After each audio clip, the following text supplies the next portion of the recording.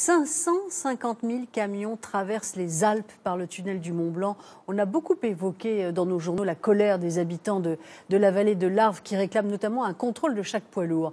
Imaginez dans les prochaines années des camions propres.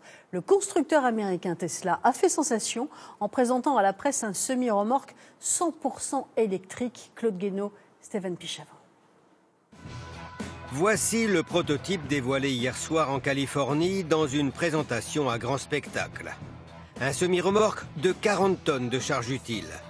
Particularité, un moteur électrique pour chaque roue. La production du poids lourd signé Tesla est annoncée pour 2019.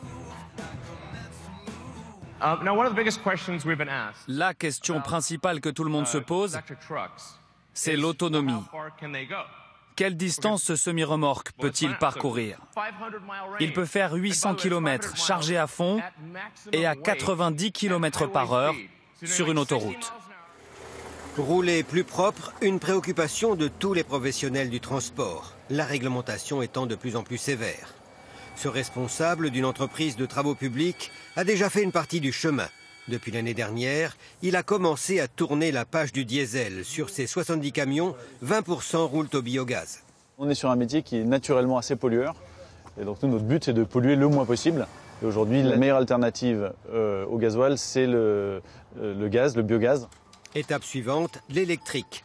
Plusieurs marques de camions sont sur les rangs. L'été dernier, Mercedes a présenté un poids lourd, plus petit et mieux adapté au transport en zone urbaine. Moi, en tant que chef d'entreprise, j'ai déjà travaillé sur la possibilité d'avoir des camions électriques. Pour l'instant, je ne l'ai pas fait parce que les camions qui étaient proposés sont encore plutôt de type prototype et puis sont très très chers. Donc économiquement, on ne peut pas y passer. Mais moi, dès qu'on aura une solution viable sur le marché, on se lancera dessus, c'est sûr. Avantage du camion électrique, pas de bruit, pas de pollution locale, pas de particules fines liées au diesel, mais tout le monde n'est pas d'accord. En fait, un camion électrique n'aura pas forcément un pot d'échappement, mais il y aura une pollution à côté parce que la pollution, elle n'est pas due uniquement à l'énergie, mais il est aussi dû aux pneus, aux freins, aux plaquettes de frein éventuellement. Donc il y aura une pollution atmosphérique liée aux particules fines au niveau local.